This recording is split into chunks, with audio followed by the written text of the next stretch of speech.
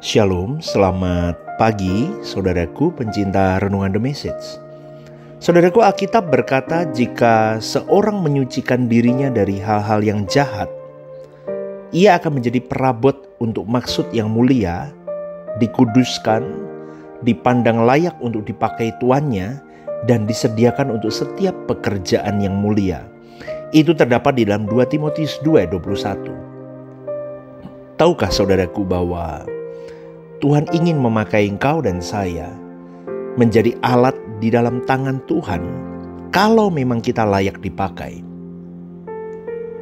Ini bukan spekulasi, saudaraku, juga bukan untung-untungan atau takdir, tetapi ini tergantung dari tekad, kesungguhanmu dan kesungguhanku untuk kita bisa layak dipakai Tuhan atau tidak. Karena saya berkata begini, kenapa? Karena setiap kita punya jejak rekam hidup. Kita punya masa lalu dan kita punya hari ini dan kita punya masa depan. Coba kita bertanya kepada diri kita sendiri, di masa lalu apa yang sudah saya lakukan selama ini? Apa dampak yang saya lakukan untuk keluargaku, untuk keluarga besarku, untuk masyarakat di sekitarku, untuk gereja lokal yang saya layani? Itu tanyakan dalam diri kita masing-masing. Kalau sampai hari ini rasanya kita belum berdampak, jangan berputus asa juga. Tuhan berkemurahan atasmu dan atasku. Tuhan masih memberikan kepadamu dan kepadaku kesempatan untuk kita berubah. Maka untuk itu mari kita lihat sejarah dari Simson. Kehidupan Simson dimulai dengan pemberitahuan akan kelahirannya. Seorang pria dari suku Dan yang bernama Manoah yang menikah dengan wanita yang mandul. Kitab Hakim-Hakim menceritakan kejadiannya ketika Simson hendak mencari istri. Ia menikahi seorang wanita Filistin meskipun orang tuanya itu menentangnya. Dan itu bertolak belakang dengan hukum Allah yang melarang perkawinan dengan kaum berhala, saudaraku. Ibu dan ayah Simson menemani Simson ke Timna dan mengatur pernikahannya. Itu terdapat dalam Hakim-Hakim. Di dalam perjalanan Simson, seekor singa menyerang dia. Pada waktu itu berkuasalah roh Allah atas dia sehingga singa itu dicabiknya seperti seorang manusia mencabik anak kambing tanpa apa-apa di tangannya. Di Gaza, Simson menghampiri seorang pelacur. Pada malam itu, saudaraku, ketika penduduk Gaza mendengar bahwa Simson sedang ada di kota mereka, mereka menanti kesempatan untuk membunuh Simson di fajar hari nanti. Tapi Simson bangun pada tengah malam. Dipegangnya kedua daun pintu gerbang itu, gerbang kota itu, dan kedua tiang pintu dicabutnyalah semua beserta palangnya. Diletakkan di atas kedua bahunya, lalu semuanya itu diangkat ke puncak gunung yang berhadapan dengan Hebron. Itu terdapat dalam Hakim-Hakim 16 ayat 3. Saya mau katakan begitu hebatnya kekuatan yang dimiliki oleh seorang yang bernama Simson itu. Tapi dia lengah. Karena memiliki kekuatan yang luar biasa itu, ia merasa dirinya dapat melanggar hukum manapun.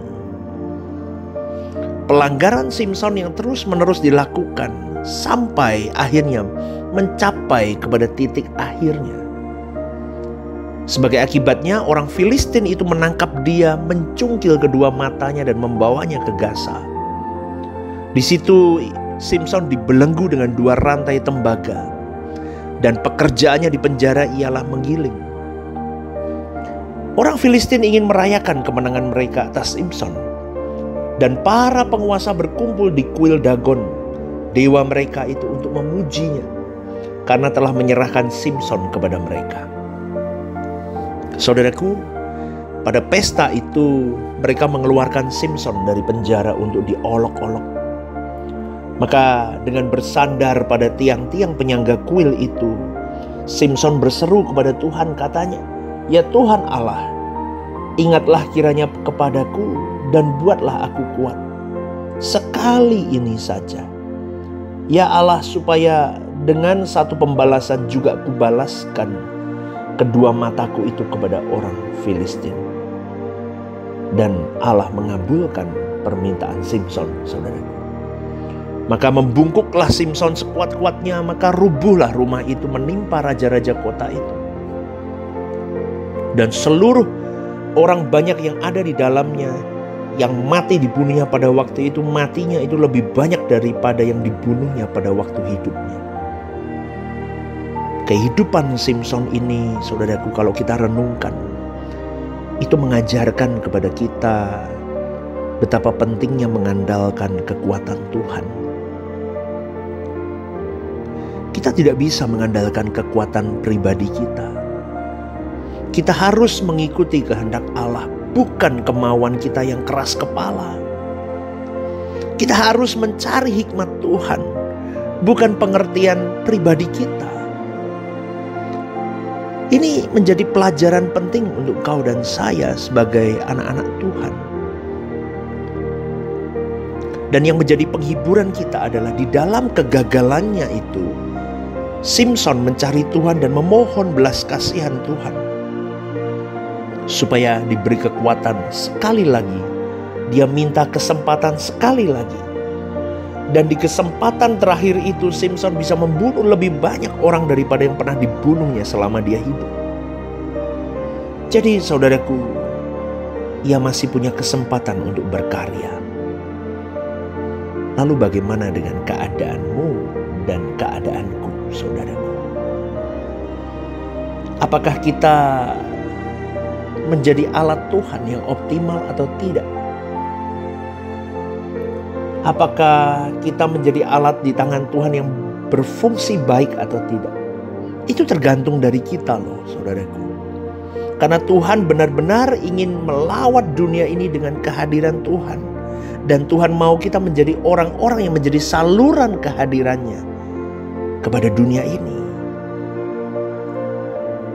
Kita perkarakan hidup ini dengan serius, saudaraku.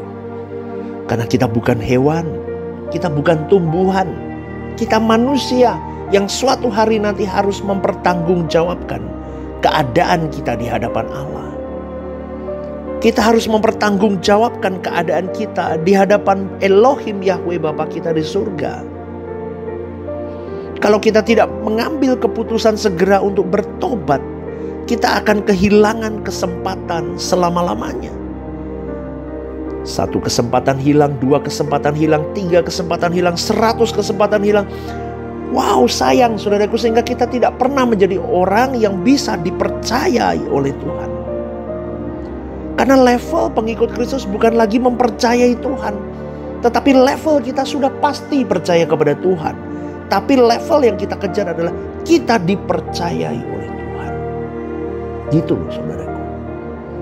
Makanya heran saya kalau ada orang Kristen masih percaya nggak ya ada Tuhan, percaya nggak Tuhan menolong, percaya nggak Tuhan itu ada. Sampai kapan masih di level itu? Bukankah seharusnya kita percaya Tuhan itu ada? Oh percaya dong. Kejadianku hari ini aja itu karena Tuhan kok. Apa yang membuat kita tidak percaya? Tetapi yang menjadi PR engkau dan saya adalah bagaimana kita bisa dipercayai oleh Tuhan. Jadi sebelum kesempatan ini hilang, saudaraku, pulanglah, kembalilah ke jalan Tuhan yang benar. Peluklah kaki Bapamu di surga dan berkata, aku pulang Bapa. Aku kembali seperti seorang anak bungsu yang sudah meninggalkan orang tuanya. Dia berlari mendapatkan bapaknya kembali. Bapa, ampuni aku. Aku sudah berdosa terhadap Bapa dan surga. Ya, anak bungsu itu berkata begitu. Maka kita pun mau sama seperti itu, berlari kembali kepada Bapa kita. Dan kita mau berkata, aku pulang Bapa. Aku mau jadi alat di dalam tangan-Mu. Beri aku kesempatan lagi. Saudaraku, jangan hidup wajar ya, seperti manusia lain yang hanya cari duit, cari nafkah, menghidupi istri, menghidupi anak-anak, jadikan yang ngirim anak sekolah, kuliah, nimang cucu, tua, sakit, mati, dan gak ada guna, saudaraku. Betul, saya ngomong ini Nanti kalau nggak menikah rasanya aduh hidupku kok nggak lengkap ya.